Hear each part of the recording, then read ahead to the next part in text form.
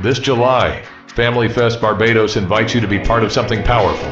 It is our month of activities in July 2026 under the theme, The Purpose of Family. Across 4 dynamic weeks, we will focus on the heart of our nation, men, women, children, and the family. Join us for 12 live online discussions, exploring real issues, real stories, and real solutions for stronger families and a stronger Barbados. Men's Week runs July 5th to 9th. Women's Week runs July 12th to 16th. Children's Week runs July 19th to 23rd. And Family Week runs July 26th to 30th.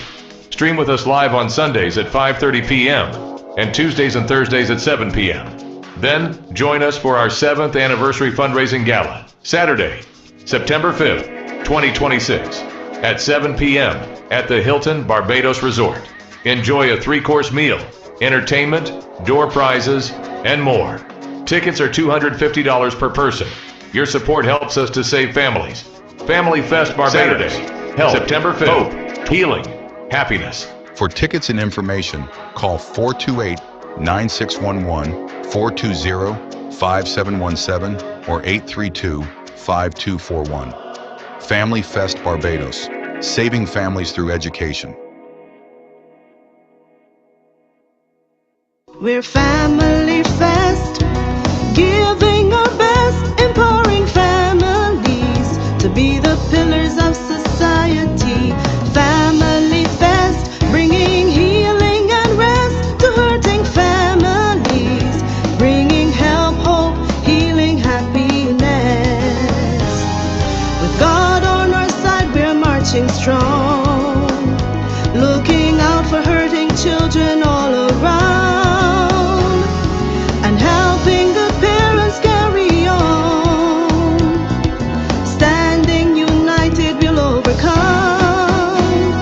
We're Family Fest, giving our best, empowering families to be the pillars of society. Family Fest, bringing healing and rest to hurting families, bringing help, hope, healing, happiness, bringing help, hope, healing, happiness, bringing help, hope, healing, happiness.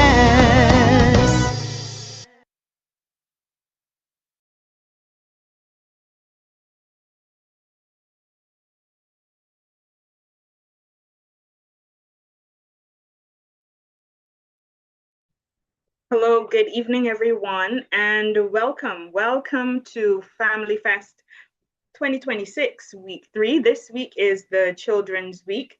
Family Fest is a charitable organization in Barbados bringing health, hope, healing, and happiness to Barbadian families. Tonight on our panel discussion, we will be focusing on the success stories that have led to positive outcomes in children across our island, and those children that we know personally and others that we might have heard of. And we want to share those insights with those of you who have joined us this evening so that you can learn as well how to have positive outcomes for the children in your lives. We have a robust panel. These persons here on this panel, they're experienced, and they are ready and raring to go to share the wealth of knowledge that they have about situations concerning children. Just 2 nights ago, we were having a conversation about whether or not it made a difference to have a single parent home and a dual parent home. And the consensus at that time was it really didn't matter whether or not it was a 2-parent home or a 1-parent home or an extended family. What mattered was the environment that the children found themselves in. And tonight we're going to see what are those things that have made positive impacts on children. So I've talked enough already. Let's meet our panel. And as they say, ladies first. So we're going to start with the lone female on our panel, Miss Shernell Clark. Good evening, Shernell. Good evening. Yes, tell us a little bit about yourself, and we're going to cross the panelists. We're going to learn a little bit more about you and what qualifies you to have this discussion on success stories about child rearing.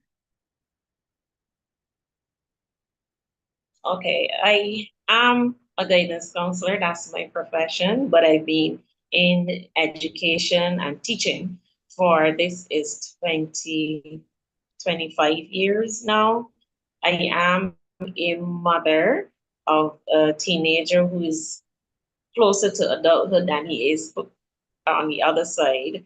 And obviously, through my work, through my profession, I deal with families, children, and by extension, their families on a daily basis. So I would say that that qualifies me, and it is also because of my involvement in church and how the roles that I play there. I also have that knowledge all around on this topic and what works probably in most cases and what doesn't work. Okay, thank you. And we will be getting a lot of that knowledge out of your head and into our discussion so that others can be helped. We have Mr. Krishnan Hurdle. Good evening, Krishnan. Hi, good evening. Good evening, Renee, and my colleagues, fellow panelists and viewers. I'm a registered psychologist, clinical psychologist, and I've been working in counseling since 2016. Um, but I've also been involved in church. I used to be involved in the Interschool Christian Fellowship, ASCF, and I've I would say I've been around. I also used to play cricket. I've seen the impact of families or lack of on persons' lives in a variety of spheres. So I am looking forward to making a contribution to this discussion tonight. Okay, thank you. And last but definitely not least, we have Ronald Chase. Good evening, Ronald. Good evening, everyone. Um, Nice that everyone took time out tonight to be with us and all the busy schedules and all of us here also. I'm a husband, I'm a father of two teenage girls. My profession, I work as a psychiatrist. Um, in general, adult, and I see adults and children as well. I've been in that field for almost 18, well, over 18 years now. And I've therefore seen and interacted with a lot of adults, parents like myself, children, some children the same age as my children. And it's really a wealth of this opportunity to learn even for myself and to impart or to at least help become a man. So I really look forward to this discussion. Okay, thank you very much, panelists. And certainly the audience will agree with me that each of our panelists is qualified to sit here and share with you about things that would lead to a positive impact on children. And it is not our aim at all to come across as though we know everything about parenting and dealing with children in our various professions, but having had the involvement in our different spheres at work, as well as our personal lives, we've learned some lessons. And it's those lessons that we are going to share with you. Our aim this evening is to uplift, to show the positive side. We are fully aware that there's so much negative going on. So we're here to share the positivity that can come about by parenting children. We're going to start with you, Kristen. I want you to answer this question for me. And as a matter of fact, I am going to pose the same question to each of you panelists to get a different perspective, or perhaps we'll see that it's the same perspective. So, Kristen, does it make a measurable difference when families stay together? And that question is loaded. Does it make a measurable difference when families stay together? Well, That it is a loaded question because I've seen, and I can speak anecdotally from my experience coming through school, primary and secondary school. I knew of peers who were in families where their parents, both parents were in the same house, and I've seen instances of domestic violence, um, physical abuse, sexual abuse, even within that home environment where both parents are together. And I think what really matters, because there are studies out there, but it's hard to really tell what the actual impact of having families together are. We know that there's a level of stability. Some people would say a stability, where people would be able to have an environment that they're accustomed to. They would be able to see a male and a female model or adult model of behavior. Sometimes these behaviors aren't the healthiest. Coming up into secondary school, similarly, examples of violence, domestic abuse in families where both parents are together. And I also had peers. Some of them right now are very successful in adulthood. Some of them have their own families. Some of them have been successful in business, and they've been able to live, as you would call, fairly successful lives coming from single parent families. So there's the jury is out. I think what's most important, I would say, from my experiences, from my observation, would be the environment that is being promoted in the household. Obviously, it's important to have male and female examples, good models of behavior, but this doesn't always happen when when both parents live in the same household. Of course, there are also extended families as well. So sometimes you have families where both parents may not be together, but you have aunts and uncles and grandparents, etc. So I'll let my colleagues answer the question as well. Sure. Cherna, what are your thoughts on this question? Families staying together and positive outcomes on children. Okay, so the question, yes, would need a definition or clarification on what do you mean by together. Is it together in the same household? Is it together as in married? Or is it together as they're together as a couple, but they don't live together? Which together, that would be my question, my counter question. Okay, so my counter answer is I said it was a loaded question, and I left it as it was written for that particular reason, because in my mind I had the same thoughts as together, the same three categories that you put there for together, because some families that started out together don't end up together, and there are situations where one parent lives with the child and the other doesn't, but that doesn't say the parent isn't involved. So what are your thoughts? You tell me. All right, so I'll tackle it from all angles, which are the family that stays together. Yes, if you have a family that is together in every sense of the word, that they live in the same house and they operate as one unit, then yes, it can make a very positive difference in the lives of the children, because as Mr. Hurdle said just now, sometimes you have the parents living in the house together, but they're not together, whether it be in decision making, whether it be in relationship, they might just be living in the same house. And sometimes you see people stay together in the house for the sake of the children, but then it doesn't benefit the child because there's so much tension, there's so much bickering, there's so much fighting that they might as well separate and have a more thriving environment for the child. Then you have the situation where the parents don't, or the family, they don't actually live together, but they are together in the decision making for the sake of the child. And that in itself can have a positive impact, because if the child understands that though my mother and father are not living together, or that they are not in a relationship together, but they're on the same page, you can see that that child will definitely know there's support all around, so that that is a positive environment in each situation. So I've looked at it from the both ends. Yes, I tend to agree with you, and I agree with you, Mr. Hurdle. So, Ronald, what are your thoughts? Agree, disagree?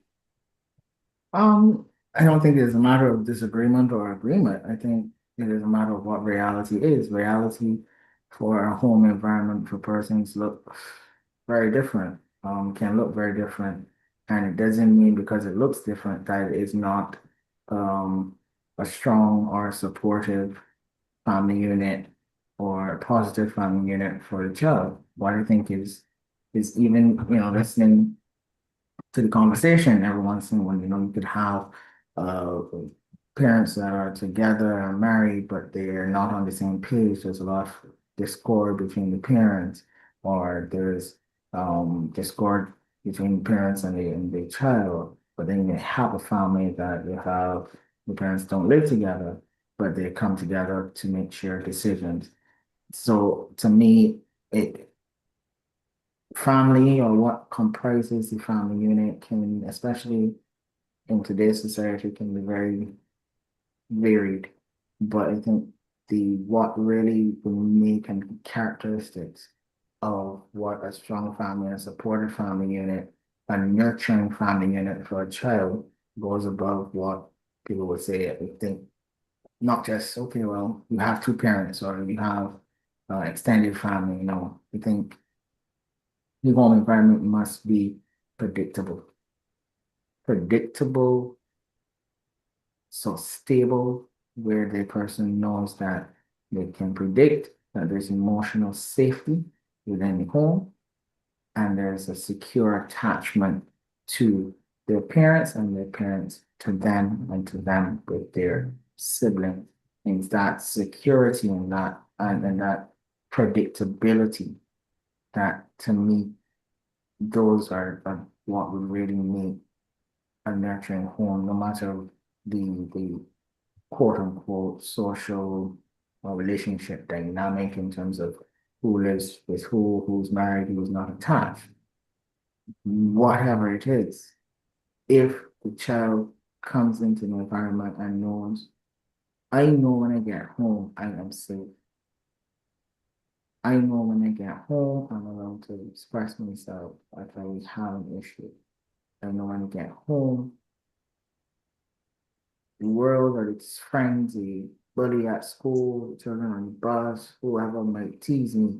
But when I get home, I know that the persons that are in this house with me or that are my close family loves me. I have the best interest in me. So it becomes predictable versus you have a child comes, on the way home from school, they ain't too sure what they're gonna meet when they get home. They don't know if the father can pass by and that can cause a the role of the mother. They don't want to come home as somebody in a bad mood. And so to me, pillars would be predictability and emotional safety and security and secure connections, no matter what the makeup of that household is. Yeah, so To me, once it has those things, it will be a nurturing environment for a child. yeah, so what I've gotten from you, from the consensus, is that family structure is not the important thing, really. The important thing is that environment in which the child finds him or herself, and the tools, the pillars that you said just now, those things that make up that nurturing environment. So that segues right into our next question. And Kristen, I want you to tell me of some specifics. So we're getting into specifics here. That's a very hard word to say with all those S's and C's, but specifics of of any values or any practices that you have learned over the years that have promoted stability and an environment nurturing for children. It's not necessarily only your children, if you have any, but for the children with whom you come into contact. And the same question is going to go to you, Shernal, and to you, Ronald. Think about those things, those practices and values that have helped to create an environment for children that helps them to become the best that they were put down on this earth to become. Yeah, I think trust is very, very important. Ronald spoke to it just earlier. When children know that they can trust their parents or the members of the family in the household, that they, even as starting as young as babies, they can trust that they're going to be fed. They're going to trust that their survival needs, their food, their shelter, education, that these things will be provided for and not going to be used as ransoms, or to hijack them, emotionally hijack them, or manipulate them. So trust is important. I think honesty as well, so that people feel like they can share, and they know that what the information that they share and the information that is shared with them is going to be valid. They can rely on it. So honesty is very, very important as well in families. I think it's also important to harness and to hone an environment of I would say hard work. So determination. We know that in an environment of resistance, with resistance, there's growth. So where you can be supported, to whether it's your schoolwork or sporting environments, but you know that you have to work to get what you want. You have to work for it, but you're going to be rewarded, or you're going to get outcomes. So place an environment where you're going to be supported, but you're expected to contribute. So you have responsibilities, whether it is chores or, again, academic expectations. These things are important for growing the character of the young child. And of course, we oftentimes look at the benefits towards the children, but not necessarily towards the parents and the other adults in the home. So for adults, likewise, they need an environment of trust, an environment where you can feel like you can lay down, or you can open up, and you can be intimate emotionally, and know that no one is going to steal, no one is going to use information shared to um, to throw things back at you. So trust, integrity, honesty, and hard work. Because with resistance, there's growth. But that resistance must be in a stable kind of way, where people are encouraged to work and reach goals. Oh, I like that. With resistance, there is growth. And it makes sense, when you're in the gym, the only way your muscles can grow is if there's some degree of resistance. So the same thing should apply to the family setting as well. What are your thoughts, Shernal? Definitely, trust is a major factor. And when I think about the question, I think about open communication. I think Kasnan touched on it in terms of being the children and the adults alike, being able to freely express with respect, though, within reason, though, not to be rude, not to be disrespectful in any way, but rather to that they feel as though they can come to their parents or the adults in the family to express what might be happening to them, what they might be thinking in any case, because often I find that children will say that they feel like they can't talk to their parent. They can't express themselves, or they might be going through something or might have done something.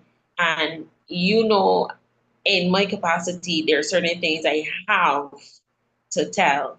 And the child will be saying, don't tell my mother, don't tell my father, because they can just blow off the handle. They can just not.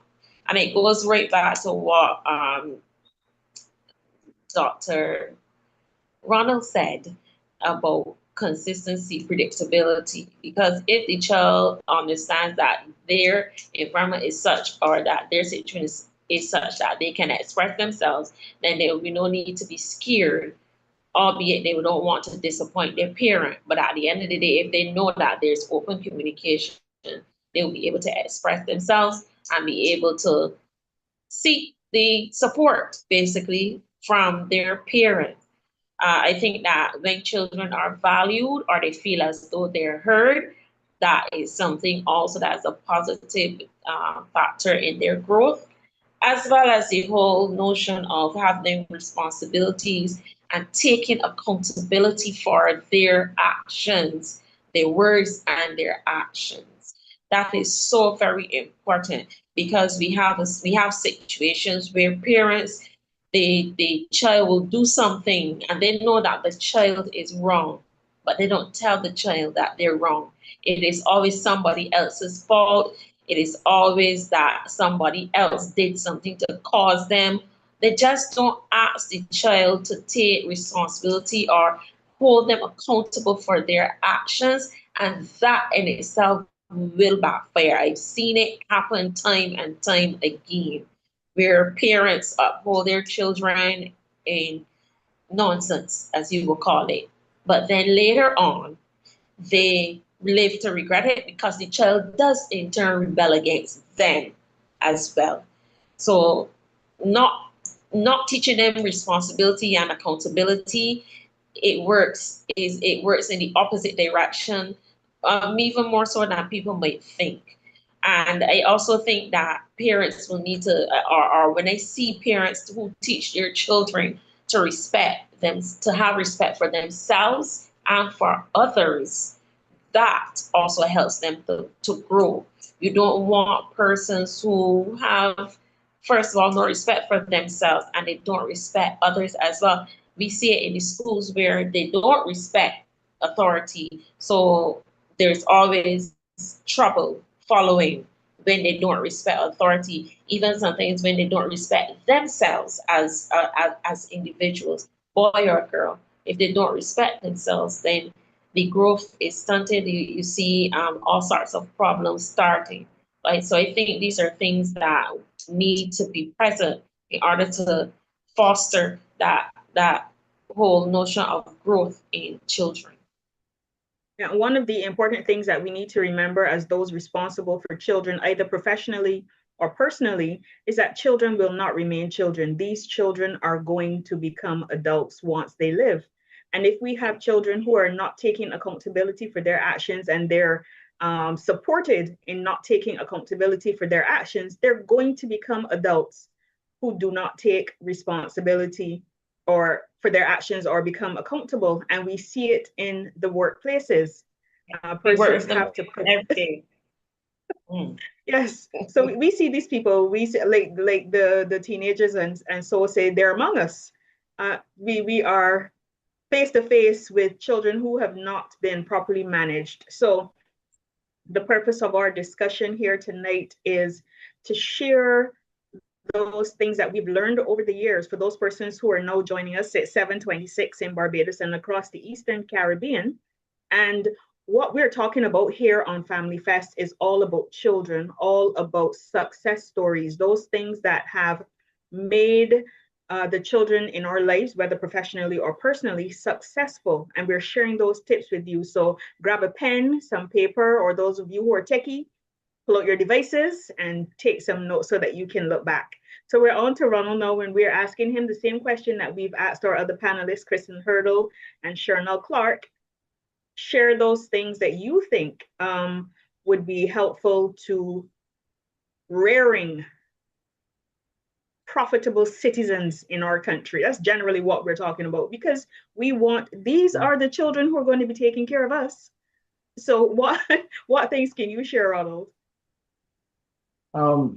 No, I agree with what actually has been said before in terms of the shared responsibility, the free opportunity for children to express themselves and communicate their emotions freely without judgment, without it being torn back in their space, as you said. That helps to also strengthen the trust and the bonds that they would have with their family. And that's important because when children are amongst their peers and things happen, their peers are ready to go, oh, I would do this and give advice, but their peers may be giving advice from the point of view of, from their point of view, which may be an immature point of view. And if they don't have that bond and that relationship with a parent or responsible adult in their life that they can go to and get meaningful, positive, mature advice, that's important. And so for a child to know that they have someone that they can go to and speak about anything without being judged, and firstly being allowed to speak and express themselves within that time to do it, is very important, especially in this day and age where you hear too many adults say that what you got to be stressed about, but you got to worry about. She just in school, you don't got to worry about paying bills. You don't got to worry about that. But you have to be mindful that every stage of life there's some stressors that will stress that individual at that stage of life, and we're not too far from there, thankfully. Shared responsibility, in terms of, yes, everyone understanding and that they have a duty and a service to their home, to their family, and it gives them also understanding of that duty of service to the community. Forgiveness. Mm-hmm. Forgiveness kind of helps soothe all of those, because you're not going to say things or open up and admit things that you've done wrong and take responsibility for things you have done if you know that you will not be forgiven. And from a Christian perspective, not everyone believes in Christian values and Christian beliefs, and as a lot of teenagers know, even although they might have gone to church from childhood, they get into adolescence and they now want to find themselves and thinking about various things, and they're going, oh, I have agency and you can't force me to do this. And so you know what? You show them Christ and you and forgiveness, unconditional love and forgiveness is the pillars of Christianity. So let them know that you may do something that is not wrong. You need to take a stand up and take accountability for it, apologize for it. Not going to be, as Chanel said, making excuses and teach your children. But you know what? That starts with the parent.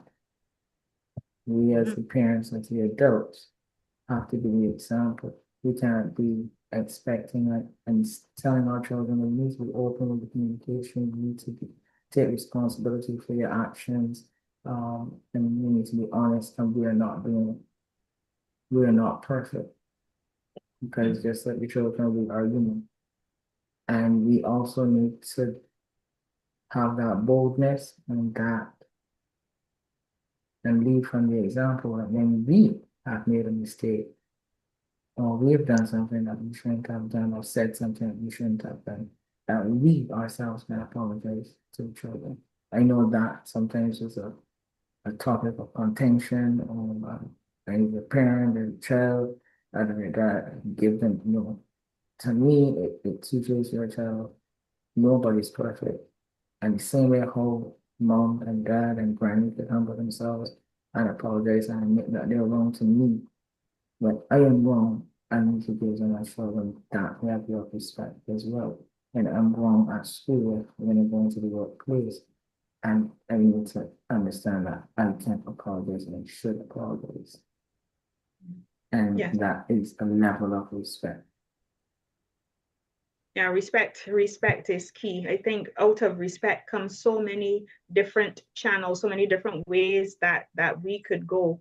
I heard you mention a very important word, community, and we are going to discuss community as we go down towards the end of our discussion. But right now, what each of us is going to do is to share some success story. It could be from the professional aspect, or it can be in our personal homes, where something that we've done or a practice that we have can help others to have that positive outcome on children. So we're thinking about something in our home, something that we do, or something that we do as professionals that leads to positive outcomes in our children. So whilst you, the panelists, think about it, I can give an example.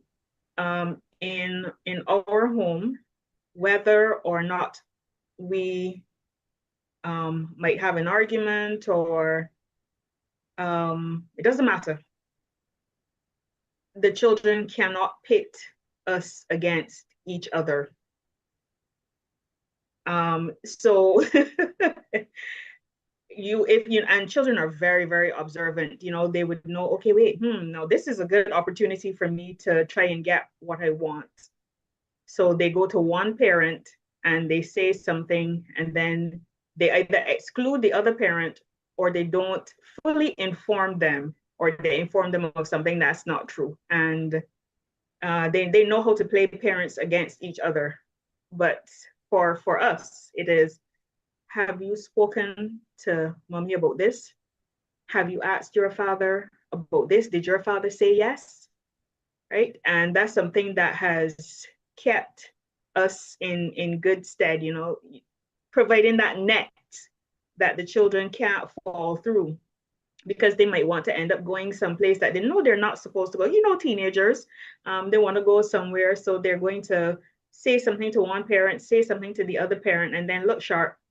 Crap will smoke your pipe. So a unified front. I think that's something that I could share from our point of view. What are some of the things that you can share, Shernell, and then Kristen, and then you, Ronald? All right. So let me just say that I am a divorcee. However, we have a united front, just like you have a united front, Renee. We have a united front because our son cannot pit us against each other. We communicate, we talk, we ask. Everything is as if we were. Let me not say it that way. We are united in terms of raising our son, and so much that when I talk about success story, he studied overseas, and when I went to the school to help him move to come back home, I mean, all along we were hearing the teachers singing his praises about how mannerly he is. Remember, I said respect for self and others. We've got how he is the best boy that they've had at their school from Barbados. We heard all of the positive things, the accolades and everything. You've raised a fine boy, all those things we heard. That I want to say that could not happen if we did not raise him together, even though we were not together for a few years now. We still maintain that united front to help him to adjust to life, to help him to navigate his life at this point in time so that he can become the best. He had the support on both sides. We taught him how to be responsible, how to take accountability. We did all those things as a unit, even though we were not together. We did all those things as a unit. And I mean, from the cafeteria staff to the house parent to the teachers, everybody was saying the same thing. And it boiled right back down to how he was raised by both parents. And I would tell anybody that is a success story in itself. Sometimes, you don't think about these things until you hear people from the outside saying or pointing it out to you. And I can definitely say that from that point of view of not together, but still together, that has a very positive impact on how children can turn out or how children can grow. It's not the ideal situation, but it is. We've made it comfortable for him so that he could do all that he had to do, and still turn out to be a very good young man. Yeah. Congratulations to you and to his father as well. Thank you. Any ideas from you, Kristen? Any success stories? Okay, so I've worked with so I think of across my lifespan at school, in my office, and also with my friends. And what I find often happens is people oftentimes don't have hugely varied and divergent goals, right, or intentions. But oftentimes is communicate. The problem is communication. So people don't oftentimes they don't want to understand the other person. They feel like their position is the most important, or and they impose their view over and above trying to understand.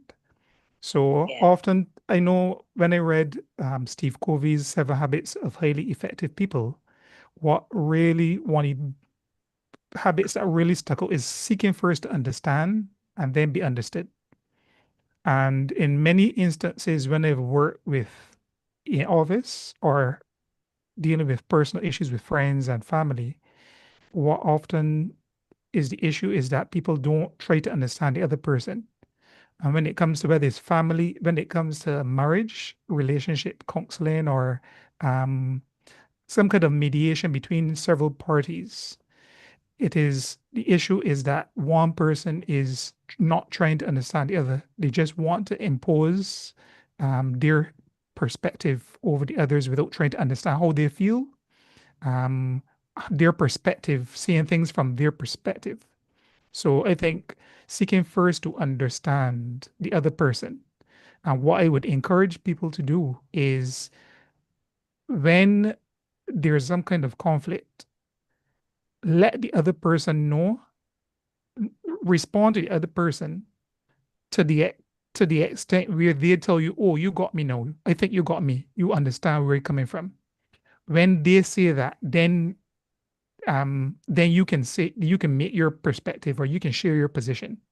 So the idea is seeking to show the other person that you understand them, where they're coming from, what they're feeling, what they're thinking, before you try to impose your view or your wishes on the situation, on their behavior. Yeah, and I just read something just the other day. It was speaking about when you find yourself involved in an argument, for example, when you realize that it no longer is about building up the other person, but just about imposing, like you just said, imposing your opinion or your view, then you need to step away from that, because that's not the purpose. You can't build anything without a foundation. And certainly, simply trying to impose your will does not create the foundation for growth for either of you. So stepping away really is key in situations like that where it becomes very tense and toxic. Nobody can achieve anything in that sort of situation. So I agree with you. As I did with Chanel, communication is key to so many aspects of a relationship.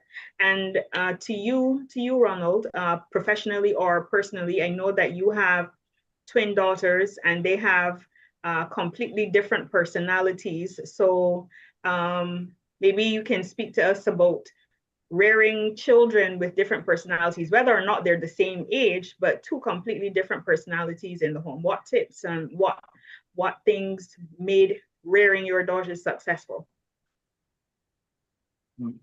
Well, you and your wife, because you didn't do it alone.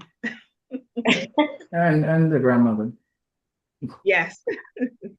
And now is appreciating and allowing them, as Kirsten said, and all said, allowing to know that you understand that they're different because they look different, yet they're not identical twins. But because they are twins, people kind of, and because they're siblings and closer siblings, because on the same day, they seem to struggle, they tend to have to struggle for who they are, their identity against the other person. So acknowledging the differences, acknowledging the strengths in their differences, in their personalities, whether it's in parents at the time. And when you acknowledge it and you feed it, you'd be surprised where how much it actually grows, and you'll just be shocked. So um one of my daughters, she went overseas recently to represent Barbados for robotics fund as one of the quarters. Well, obviously we wanted parents to go, not just to support, but to help to chaperone. And these were a bunch of teenagers. However, at that time, I saw a different side of my daughter. I saw a side of confidence, commitment, um, initiative. So when they had a match and it didn't go so well, I remember someone was telling them, oh, it's because the field, when they practice field, the field is different. It has its things, so you may have to change the coach. She came back, they went back to their pit, as they would call it. And she started to change the coach and just and they started on as a team. She kind of brought them together as a team. Okay, well, yeah, the court is here, you're the drivers. You go and test out the code and tell me what you feel. So you saw a level of confidence on another side of her that you didn't see before. Then the other one, the other daughter now, it was more, she's more intellectual, she had a lot of that kind of particularly psychology. I had no influence in that. But she's also quite artistic in her own way. So she goes to a school that they don't do home ec, but she gravitated toward cake decoration. So for any celebration, birthdays, recently we Father's Day, one baked cake, because I like chocolate cake. One baked cake and one iced it. And she said, you see that she actually wrote this time, Happy Father's Day. She said, I'm getting better. I'm getting better. So there's understanding and supporting their individuality as well, because children, whether twins or not, siblings, there's always going to be a sibling where or we let this person, you get this child, this one better than me, or you think that they're better than me, or they're getting more help than me, while you always spending some time with them. One of the other things is a success story, and not really a success story, but a simple thing. And we didn't realize how impactful it was, really. Everybody has a busy life. Everybody knows doing one job, two jobs, in and out. And as the children now get older, we're toddlers, little babies, teenagers, and they got their own little friend group, and they can be talking on the phone, they can be doing their homework, everyone sometimes becomes like a passing ship in the same space. And what we found was that when we consistently, one day, usually it'll be a Sunday, the Sunday lunch, everybody sit together and have that lunch and that meal. And we find that is when you get a better cohesion throughout the week. Like you consistently get that cohesion. You don't get the disconnect, the frequent little arguments and petty arguments, the distance. Everybody in their own little corners in the bedroom, the phones on and the computer in front, because then there's that connection. And where it was highlighted is where there was house guests. And upon leaving, she spoke with my mother-in-law, and she said, the interesting, the great thing that I enjoy doing here is those family lunch was Sunday because I've never experienced that in my whole family. Mm. Everyone Mm-hmm. just eats. So she would about, we were from your own little corner, grabbing whatever else and put the TV and you eat your meals 7 days a week. There was a time that they came together like that, unless they were out for dinner, for lunch, or for a special event. So in that, we realized, you know what, without thinking about it, that was a positive thing. And Mm-hmm. then in retrospect, the times, because life is life. But the times where we were not consistently able to do that, we saw a lot of resistance, a lot of rebellion. So there's a lot to doing something just simply doesn't have to be for many for long because we ain't eating for 2 hours.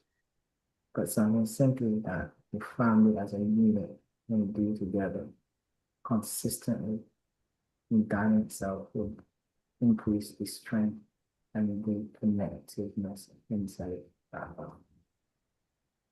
Yeah, I do remember reading somewhere that sitting down as a family to have a meal made a positive impact on the family dynamic and the relationships, and the children were able to share, and that feeling of safety that we spoke about earlier, that was a positive correlation with sitting down and sharing as a family. And you said earlier, you said it, Ronald, not everybody shares Christian values, but certainly having God in your relationship as a family and directing your choices and directing the decisions that you make as parents or as professionals certainly will have a helpful outcome for the children. We are down to the last few moments of our panel discussion. And like I said from the beginning, a wealth of information to be shared from these professionals. We want to talk about community. Now, when you first started, Kristen, you spoke about playing cricket um, growing up. Are you still playing cricket, or you have finished with that? No, I've retired. Oh, 10, I like how you put 10 it. years now. 10 years Oh, now. oh dear. Oh yes, you are well retired. Yes. But do you think that community groups like cricket clubs and football clubs and brownies and guides and so on, if those are things which can help to make positive impacts on children? For sure. I think many of these um being a part of communities help to bring out some of the values that we were speaking about earlier. Responsibility, accountability, teamwork, and developing specific skills and personal skills. Um, Obviously, you have to be able to communicate, to work in a team. You have to develop your strengths and your skills, and you have to understand your responsibility and perform it. So there are lots of benefits of working in communities. Depending on which type of organization you're in, if it is a service organization like Brownies or Key Club, Scouts, you'll be not only building your skills, but you'll be contributing to others. Or whether it's a sport where you're learning to work on a team to achieve a goal towards getting the team to win. Competition is also important too, because you build character by competition. But depending on the community, there are benefits. Of course, as a child, it's important that these organizations have good supervision. So I would encourage parents not to expect that everything is going to be running well, that you should still check in from time to time to see what the child is learning and what is being done in the when they go to the club, when they go to the activities. Um, but generally, I think having a child participate in a community group in a team can help to build character and help to build their values. Okay, yes, I agree. And this came out of our discussion 2 nights ago as well, when we were speaking about that single parent, dual parent, where the parent who needed support could find that support in community organizations. So there is a wealth of support that can be had from community organizations, including the church, Yeah. Charnel, what do you want to leave our listeners with in terms of giving them helpful information to support them along this journey of creating the adults that we want to see in the future? Because that's what it's all about. What are we going to do with these children now so that we steer them away from dogs and the other tracks that we don't want our children to be on? What advice can you give? I think that the root of, well, one of the roots of the problems that we have in our society, it goes back to what I spoke of earlier about teaching children how to be responsible and how to and accountability, because you will have and respect for self and others.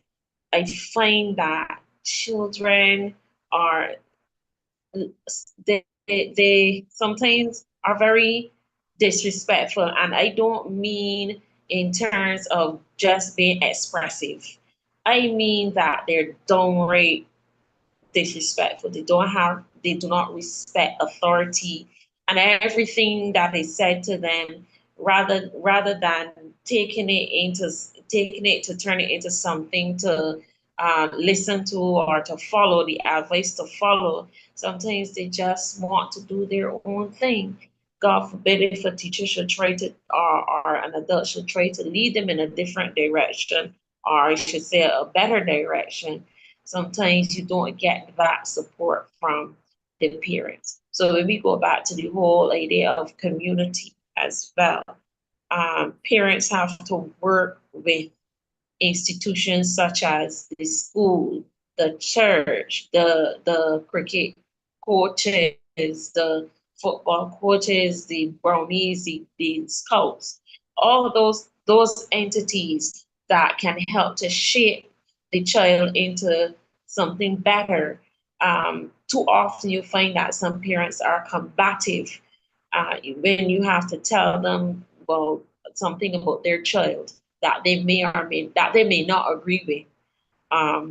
I think they're too combative in certain cases. So I don't see that a lot of children, a lot of young adults growing up, that they have that sense of responsibility, taking accountability, and respect for self and others. So for parents, you have to go back to the grassroots ways. Not and the point is that there are some parents who think that, well, I grew up this way, I don't want my child growing up that way, so I'm not going to do any of the things that I did that I had to do when I was younger. And that overcompensation is working for the detriment of the children. So parents need to strike a balance. And just because you don't want to be brought up that way, but find another way that can still work.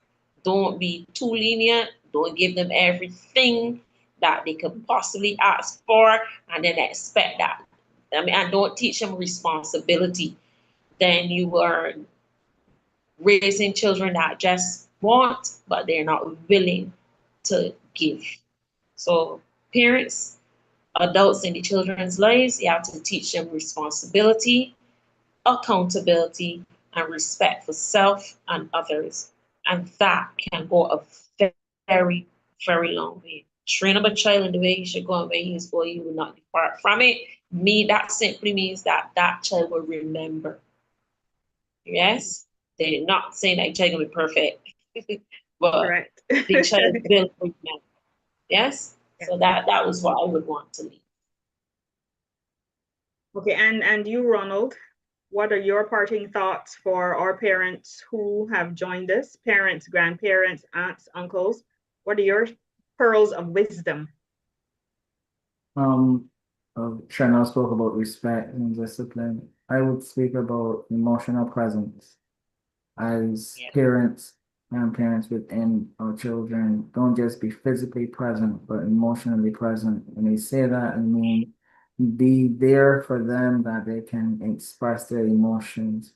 We are the parents or we are the adults, we are the mentors, is who they will look for an example. So similarly, show them how we express our emotions in a positive way toward them. So if they see us looking tired or sad, you kind of said, you know, Daddy, what went on? You look down, use that, and you can express, you know, when telling you what goes with your day, but you're telling them that is down, that is sad. It gives them confidence and reassurance that, you know what, when they're feeling down, when they're feeling angry, that they use your example to how they would express themselves, how they will manage healthy conflict resolution, how they will get over doing that when that is angry and disappointed at what you have done.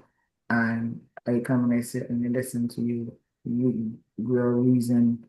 And my mother would always do what I have to say, you know, where I got it from. You did something wrong. She would first ask you what you did wrong, what you think happened. She would listen to you. You're still getting punished, but she will listen to you, and you got a chance to express yourself, to express your rationale. And she didn't shout at you, she didn't be in anger. She let you know definitely she agrees with you.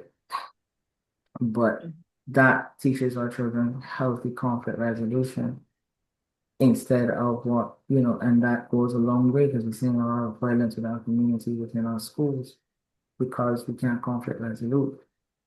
Everyone children throw around the world, I feel disrespected. And they really use that word quite loosely and without understanding what it is. But even with that, the conflict resolution isn't there. But if we are not showing them how to resolve conflict in a healthy and respectful manner, then they will mirror what they see. If they see their parents cursing at somebody else, threatening them, or hitting them, attacking them, then that is what they're going to know. That is what they're going to mirror. And finally, I would say intentional bonding. Set up time, simple, intentional bonding. Like I said, I learned from that experience in terms of just having one sit down meal a week, but also going to if your child is in football and cricket and Girl Guides and Boy Scouts, going to the events and showing them that you're there, that is also a part of intentional bonding. Families are not just the strength in a family is not just going to be there. It has to be intentionally created. That word is such an important word, intentionality. You have to put effort in on the front end to get what you want on the back end.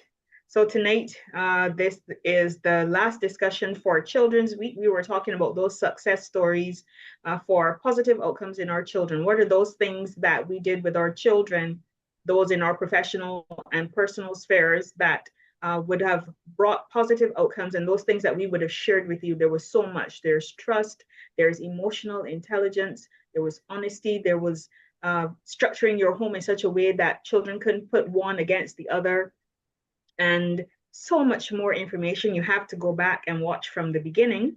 And this is where we're going to end tonight's discussion. I want to say a very big thank you to Shernell Clark, Crispin Hurdle, and Ronald Chase for being so transparent, for sharing your own personal information and for sharing your experiences. And I know that a lot of persons have gained a lot of information. So thank you all and have a very good night.